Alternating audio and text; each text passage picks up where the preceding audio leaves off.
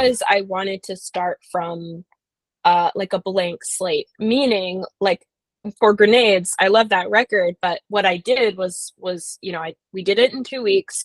We hired a drummer, a bass player, a guitar player, and I was the vocalist. And so you kind of know what that palette is going to sound like, more or less, or at least I knew what was going to come out at the end. Versus like with the songs of Strange Medicine, I had no idea. Like, were they going to be large? Were they going to be more pared down? What was going to be the end result? And so Joe and I literally just like step by step made decisions. And at the very beginning, it was like, what do I feel like this song needs? And a lot of the time, it was like, this song needs to groove, like this song needs to move. And so then it was like, all right, well, the first step then is finding a drummer. Like who's the right drummer for this? And it ended up being two different really incredible people. This is the follow-up to Grenades, which came out in 2018. I remember when that album came out because it was just like it was just like this name kept popping up, and then I was like listening to it as a journal. I was like, oh my God, it's like Appalachian folk, but then there's like kind of like this other kind of like influence coming in. And then this one, it's like a way bigger album, I would say, like instrumentally and musically. Like there's synths, there's strings, there's like backing vocals. Yeah, I guess did you know that you wanted to make like a bigger sounding album, I guess, if that makes sense with this one? You know what? I didn't. I worked with Joe Grass, who he produced Elizabeth's last few albums, and he's worked with the Bar Brothers, and he used to be in Lasso de Sailor's band. And I'm sure you know him. He's like a Montreal staple. And I've known Joe for 20 years. I think I met him in like 2001. So I like he's had the vantage point of knowing me for like most of my musical adolescence, and like working with him, I think I really wanted someone who I could trust and who knew me well and who I knew well. Yeah, I think we were just like, we had some palettes. I was listening to a lot of film music at the time because I was in a film composing program. So it was just like a ton of instrumental music, a lot of like Steve Reich, like spinny, like just like playing the same four notes at like different intervals for like 7 minutes, and then having these like long brass tones over them. And I was like so into that. I think it was maybe like the pandemic just made me like a little bit, I went a little sideways, and and I was like, I can't handle lyrics right now. Like I just need like these like insane meditative palettes. Yeah, and so like those found their way into my banjo playing inevitably. But yeah, I think there was like we had to put a lot of faith in each other, Joe and I, that the end result would be something semi-coherent. So yeah, and I'm really, really proud of the risks that we took on it. And I especially knew, like, I didn't know whether I was going to tour this album even, because when we started, it was like, it was bad in the world. And I knew that, like, I wanted to take risks on the album that would possibly be like a different thing to recreate live. I had to be okay with the album and the live show being like two different animals, because yeah, I hit a crossroads that was like, all right, we're going to make this sound as live as possible so that the live show mirrors it, or is this going to be its own thing? The banjo was really subtle in Grenades. Like it was like kind of like low mixed and really raw sounding. But on this one, like in the songs that it's in, it's like very loud, very resonant. It's like not really competing with your voice. Did you, I guess, like, was that like just comfortability from playing the banjo for so long, or did you know you wanted the banjo to really come through? Because like probably my favorite songs on this album are when the banjo like really just cuts through. Sleep soundly, oh, your face is ghostly white. That's very perceptive. I think on Grenades, I was having a big identity crisis with the banjo. I think I just didn't want to be a banjo player anymore, which is hilarious. Yeah, I think it's like, you know, like Peter Parker, like accepting that he's Spider-Man or something. like I'm not I'm Peter. You know, like I felt that way on Grenades. You know, I really struggled with the banjo holding such a specific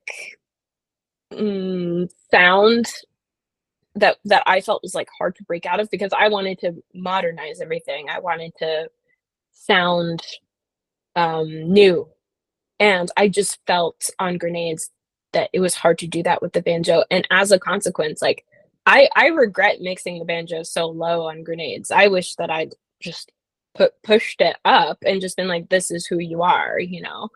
Mhm. And so I knew, like, going into Strange Medicine, you know, it was like, all right, I'm Spider-Man. Like, I'm accepting the reality that, like, I've played this instrument for 15 years, and like this is how I know how to express myself the best. And if I'm going to do that, like, how am I going to coalesce what I want, which is like modern sounds and like risk taking, with the thing that I already do the best. And so I just, yeah, approached it from a different place, and from a place, I think, of like far more peace and just embracing it. Mhm. Were you Yeah. like worried, I guess, of just being like a folk player, like, because like if you're a banjo player and like you're doing like the kind of like folk circuit kind of thing, but then like even like on Strange Medicine, like Yeah. it's no longer a folk album, no, like it's like got folk elements, but then it has like a bunch of other stuff in it too. So yeah, were you worried about kind of like Yeah. being put in that box, I guess? Yeah, super worried. Super worried of being like the soft singing banjo folk lady, which is it's interesting because so many of my favorite artists, like Laura Marling and, you know, Joni Mitchell, obviously, and like Tracy Chapman, like those are songwriters um who are very folky, you know, and who I have a tremendous amount of respect for. I think I was struggling with really, it was like newness and oldness. And I think what helped me like get into a different place with Strange Medicine was honestly just like working on other people's projects, on film projects, and um listening to a lot of different music, because a lot of different directors would send me reference music that I'd never heard. And you know, and I think that was like a really organic way for me to come to the record with a bunch of new influences that weren't, okay, let me listen to this folk record and see if I, you know, see what they did on this folk record.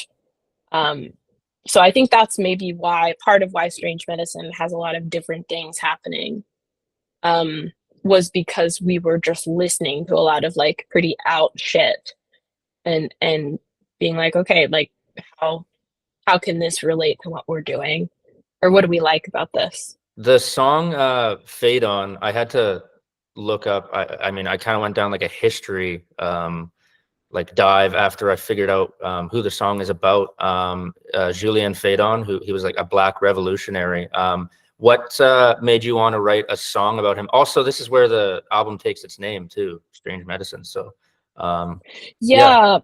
Yeah. Yeah, so like when like I said, I wrote the majority of this like in the dead of winter in Montreal. And I think, you know, the through line, because Grenades was a concept record, and this is kind of not that, like it's very different.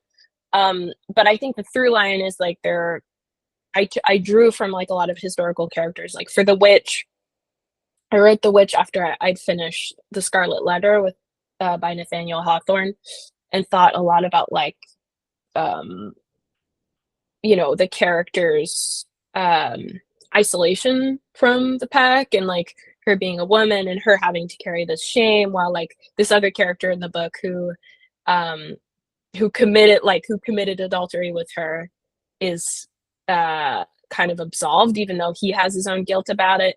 So yeah, I think like Fédon, it was like it's either like a character from historical fiction or an actual historical character.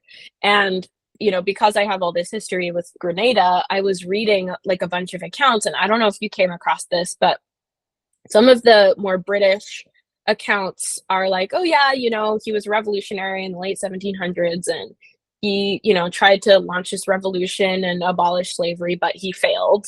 End of story.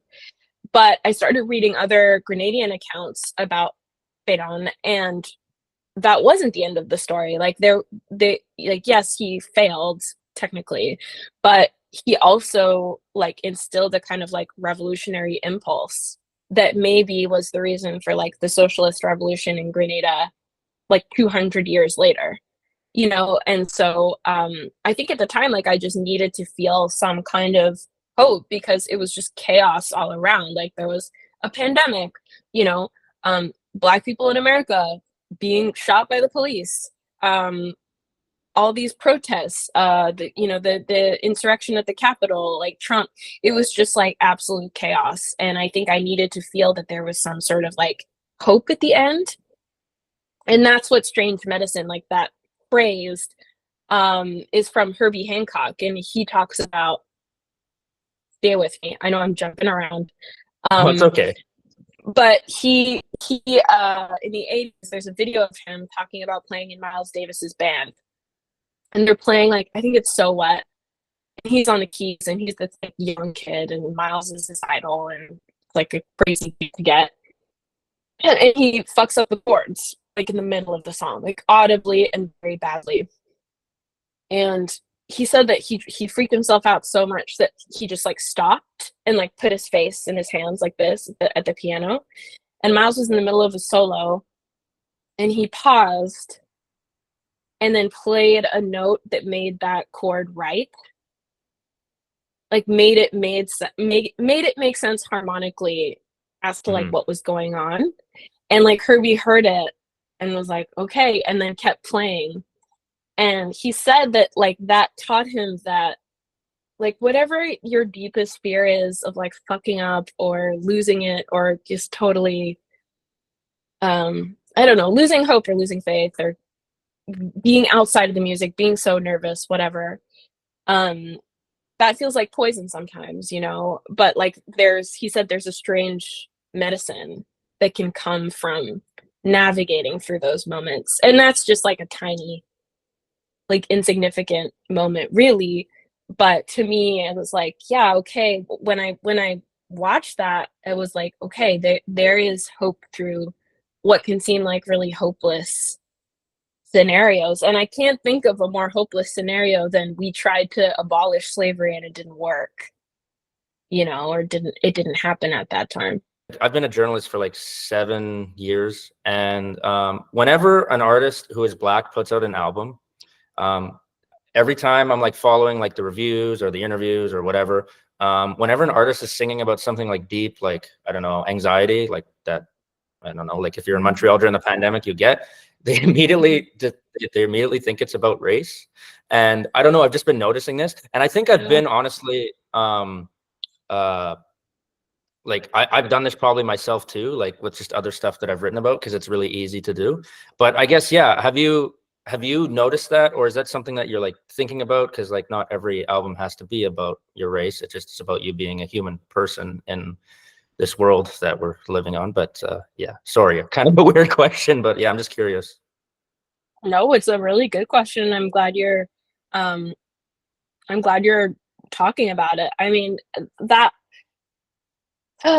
is part of, I think when we're talking about burnout, I mean, that is part of the burnout that I felt as a tour, that I continue to feel as a touring artist, is